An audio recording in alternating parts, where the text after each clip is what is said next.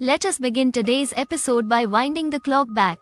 In March 1991, an under-construction house collapsed in Collins Street in Kolkata. Mamata Banerjee, the TMC Supremo, was with Congress those days. In fact, she was the Youth Congress president then. After the mishap, in which a few people had lost their lives, she had sent a telegram to then Prime Minister Chandrasekhar and demanded that the central government institute an impartial investigating commission to look into the reasons for the disaster. She did not stop at this. She went on to demand the resignation of then Chief Minister Jyoti Basu, then Urban Development Minister and then Mayor of Calcutta. In another incident in July 1995, a building had collapsed due to the fault of the developer. He had used poor quality building material, leading to the collapse of the multi-storied building and death of many people. Then, too, she had demanded the resignation of the Chief Minister.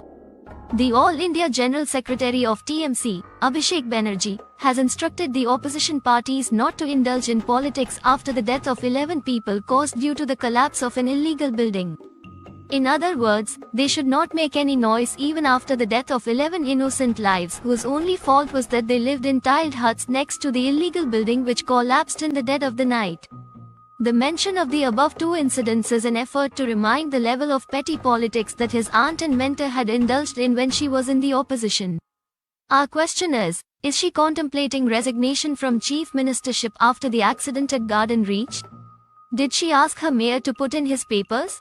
On Sunday midnight, the world came crashing down on Akbar Ali, Razwan Alam, Shama Begum and 8 other people while they were deep in their sleep. Without getting the opportunity to bid their final farewell to their near and dear ones, their lives were snuffed out, for no fault of theirs. The illegal building that was being constructed next to their slum had collapsed on the roof of their tiled homes in their dingy slum. 10 people just died not for any fault of theirs but because of bottomless greed of some political leaders and promoters and their unholy nexus. The unfortunate incident happened at Ward number 134 of Kolkata Municipal Corporation. The TMC councillor of the ward, Shams Iqbal, has been given a clean chit by the TMC mayor of Kolkata Municipal Corporation, Farhad Hakim, who also happens to be the minister in charge of the Department of Urban Development and Municipal Affairs. According to the minister, it is not the responsibility of the councillor to keep a watch on whether illegal buildings are being built, but the responsibility of the officials of the building department. And so he summoned the sub-assistant engineer of ward number 134 to his office and rebuked him. The Mayor minister then summoned all the engineers of the building department of the Kolkata Municipal Corporation and admonished them, saying that either they were dishonest or they were incompetent. According to Hakim, the political leaders have absolutely no responsibility of ensuring that buildings are constructed adhering to all corporation and government stipulations. This reprimand by Hakim has not gone down well with the engineers. The latter believe that their hands are tied by the politicians who do not allow them to take actions against dishonest promoters. The Deputy Mayor of Kolkata Municipal Corporation, Atin Ghosh, however, holds a different view from the mayor. According to him, the person occupying the chair is the person with whom the responsibility lies. He, of course, was hinting at the mayor of the corporation. Ghosh went on to say that electoral politics has paralyzed the administration and rendered them powerless against money-bag promoters who also yield a lot of muscle power. Farhad Hakim, of course, did not stop at shifting the blame onto the officials of the building department. He has also blamed the erstwhile left-front government, who have been in the opposition for the last 13 years.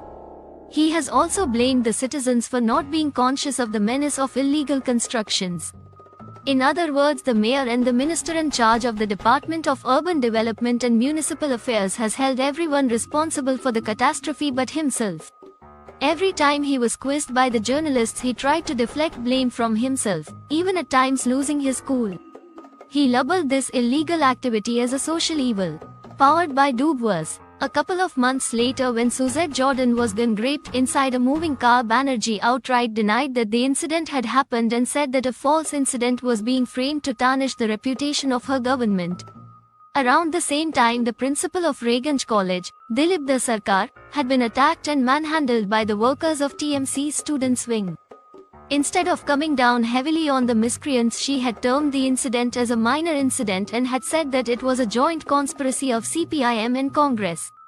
Many other incidents in the past 13 years have proved time and again that she has always stood by the musclemen of her party, be it Anubrita Mandal or Sheikh Shah Jahan, which have in turn provided encouragement to the anti-social elements. The picture which is coming out of Garden Reach and other adjoining areas portrays a grim story. The local residents say that almost all the buildings that have been built or are being built in the locality have been or are being built after filling up ponds. They even said that if they tried to complain against any of these unlawful activities they would be killed.